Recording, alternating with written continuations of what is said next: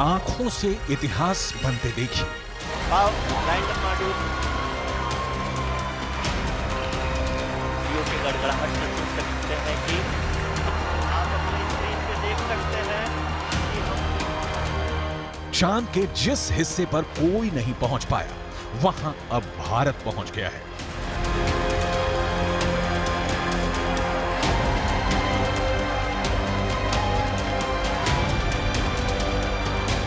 चांद के जिस टुकड़े को अभी तक किसी ने नहीं देखा, उसे इसरो ने दुनिया को साक्षात दिखा दिया है।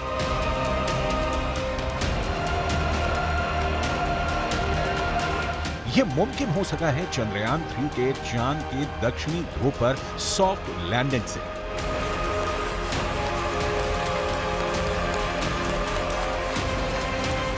चंदा मामा बहुत दूर के हैं, अब एक दिन वो भी आएगा जब बच्चे कहा करेंगे, चंदा मामा बस एक टूर के हैं। अद्भुत,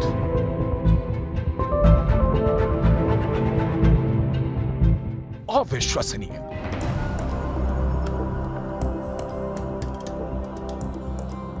अकल्पनीय।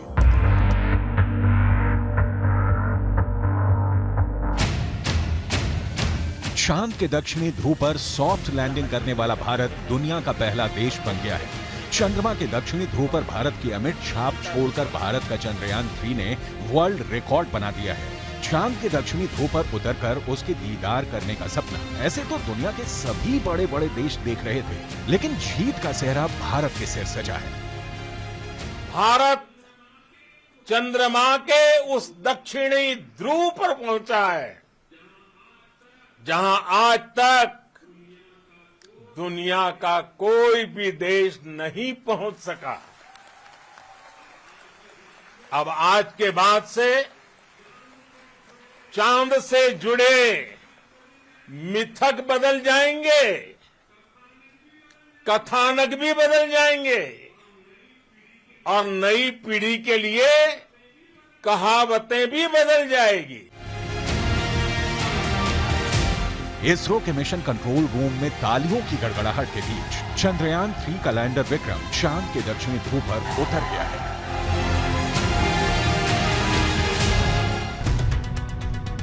इसरो के मुताबिक चंद्रयान 3 के 3 अहम मकसद हैं। पहला, विक्रम लैंडर की चांद की दक्षिणी सतह पर सुरक्षित और सॉफ्ट लैंडिंग। दूसरा, प्रज्ञान रोवर को चांद की सतह पर चलाकर दिखाना। तीसरा, वैज्ञानिक परीक्षण करना।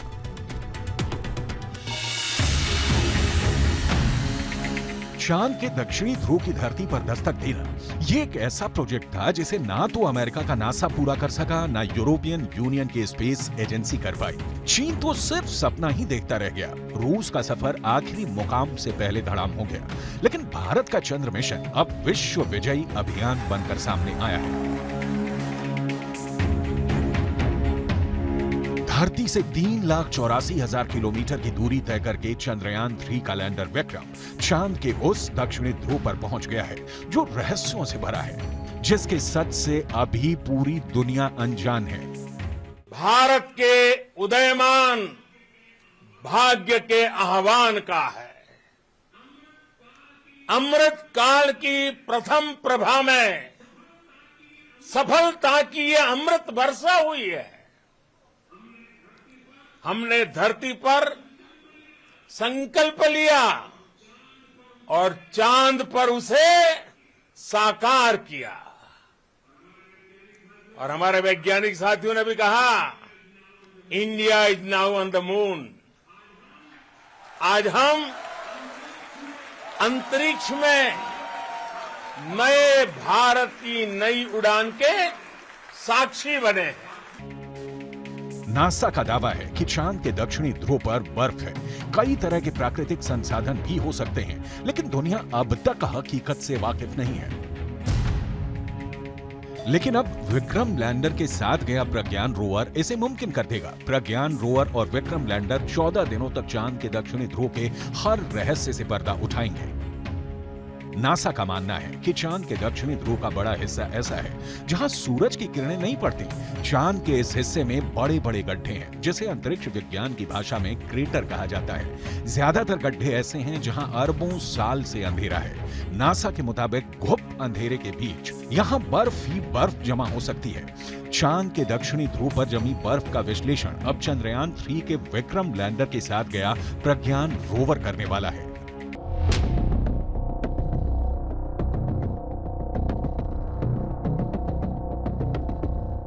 प्रज्ञान रोवर APXS से लैस है। APXS यानी alpha particle X-ray spectrometer. APXS चंद्रमा की सतह की मौलिक संरचना की जानकारी जुटाएगा।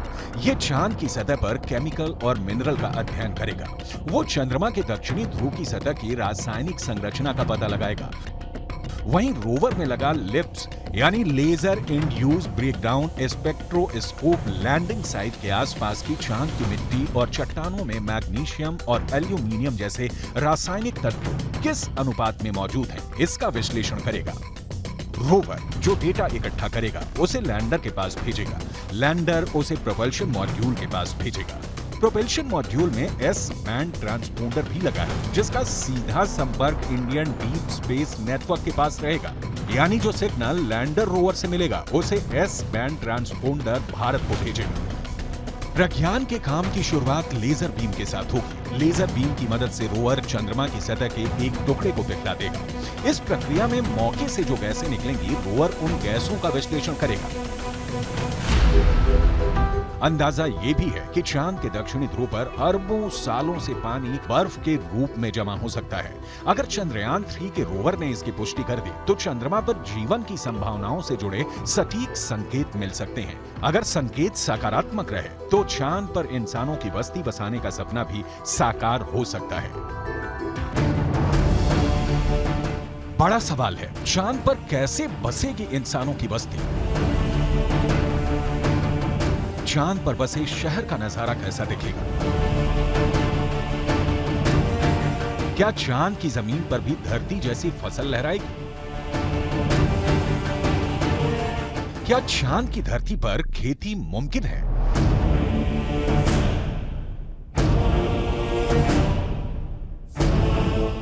विज्ञान कहता है कि चांद पर अभी इंसानों के रहने लायक वातावरण नहीं है, लेकिन नासा का कहना है कि आने वाले वक्त में चंद्रमा की धरती को रहने लायक बनाया जा सकता है। लेकिन दावे के मुताबिक चांद पर बसने वाली बस्ती नहीं होगी सस्ती। अंतरिक्ष में चंद्रमा धरती का सबसे करीबी पड़ोसी पिंड है। पिछले 6 दशकों में इंसानों ने 100 से भी अधिक मून मिशन को अंजाम दिया है। सभी मिशन को कामयाबी नहीं मिली, लेकिन इन मिशन ने चांद को सबसे ज्यादा खोजा जाने वाला स्थान बना दिया और अब चंद्रमा पर जीवन की संभावनाओं की तलाश हो रही है।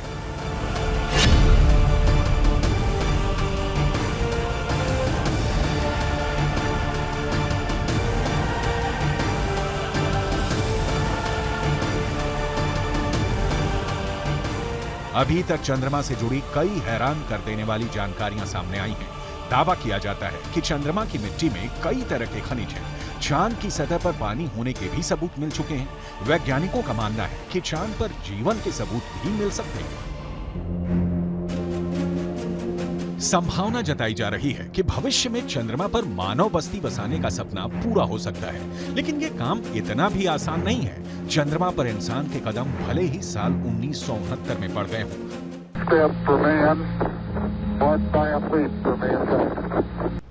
लेकिन कड़वी सच्चाई ये भी है कि 1972 के बाद से किसी भी अंतरिक्ष यात्री ने चांद पर कदम नहीं रखा।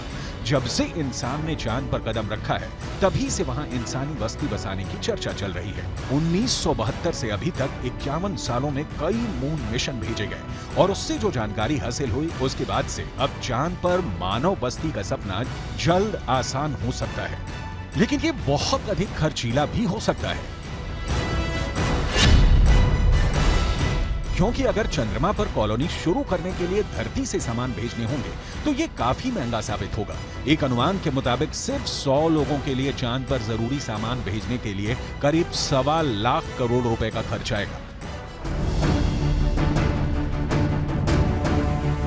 ऐसे में अगर चांद पर इंसान को रहने लायक बस्ती बसानी है तो सबसे पहले रोटी, कपड़ा और मकान जैसी बुनियादी जरूरतों को पूरा करना होगा, जिसमें सांस लेने के लिए हवा, पीने के लिए पानी, पेट भरने के लिए खाना, हवा के दबाव से लैस रहने लायक जगह और रोशनी के लिए बिजली जरूरी होगी।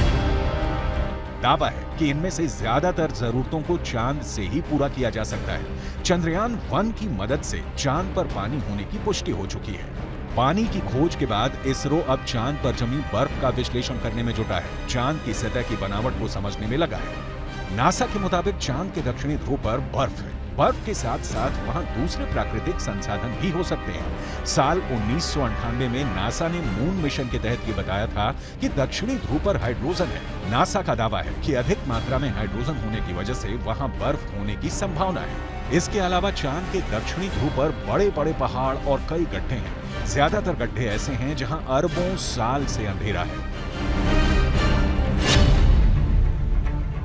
अमेरिका के नासा के मुताबिक घुप अंधेरे के बीच यहां बर्फ का जमाव हो सकता है। अंदाजा यह भी है कि चांद के दक्षिणी ध्रुव पर अरबों सालों से पानी बर्फ के रूप में जमा हो सकता है। अगर चंद्रयान 3 का लैंडर और रोअर चांद पर बर्फ की मौजूदगी की पुष्टि कर देते हैं तो वहां मानव बस्ती बसाने की संभावना और बढ़ जाएगी। हालांकि इससे पहले भी चंद्रमा की सतह पर पानी होने के संकेत मिले थे। चांद के छाया में रहने वाले हिस्से में पानी के होने के संकेत मिल चुके हैं। वैज्ञानिकों को चांद के उस हिस्से में पानी होने के साक्ष्य भी मिले हैं जहां सूर्य का सीधा प्रकाश पड़ता है। ऐसे में अगर चंद्रयान 3 चांद के दक्षिणी ध्रुव पर पर्याप्त बर्फ होने की पुष्टि कर देता है तो चांद की सतह पर मौजूद बर्फीले पानी से इंसानों की बस्ती और चंद्रमा पर अर्थव्यवस्था के लिए आधार को तैयार करने में मददगार साबित हो सकती है। आइए रसायन विज्ञान की भाषा में समझ लेते हैं कि ये कैसे मुमकिन हो सकता है। रसायन विज्ञान में बर्फीले पानी का रासायनिक सूत्र होता है H2O। पानी एक एक अणु में हाइड्रोजन और ऑक्सीजन 2:1 के अनुपात में मौजूद होता है, यानी पानी के एक अणु को हाइड्रोजन और ऑक्सीजन में तोड़ा जा सकता है। H2O = H2 + O2, यानी पानी की मौजूदगी में चांद पर सांस लेने के लिए ऑक्सीजन बनाना आसान है। वहीं पानी से हाइड्रोजन और ऑक्सीजन को अलग करके ईंधन के तौर पर इस्तेमाल कर सकेंगे। साथ ही साथ पानी से चांद पर बिजली भी तैयार की जा सकती है।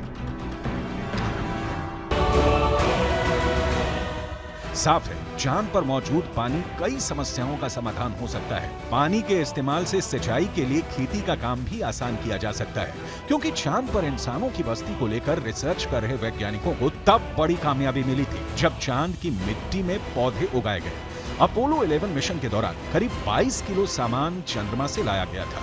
इसमें तकरीबन 50 चांद के चट्टानों के टुकड़े और चांद की मिट्टी शामिल थी। शोधकर्ताओं को इस बात का बिल्कुल भी अंदाजा नहीं था कि चांद की धूल भरी मिट्टी में कुछ उग भी सकता है या नहीं। उन्होंने इसे एक प्रयोग के तौर पर लिया कि अगर अगली पीढ़ी में कोई चांद पर जाता है तो वहां पर कुछ उगा सकता है।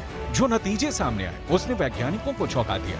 ऐसे में अगर चांद के दक्षिणी ध्रुव पर पर्याप्त मात्रा में पानी नहीं मिलता तो चांद पर बस्ती बसाने का सपना अधर में लटक सकता है। यानी चांद पर सस्ती बस्ती बसाने में चंद्रयान 3 बहुत बड़ा रोल निभाने वाला है, जिसकी शुरुआत चंद्रमा के दक्षिणी ध्रुव पर भारत के धमाकेदार दस्तक के साथ हो चुकी है।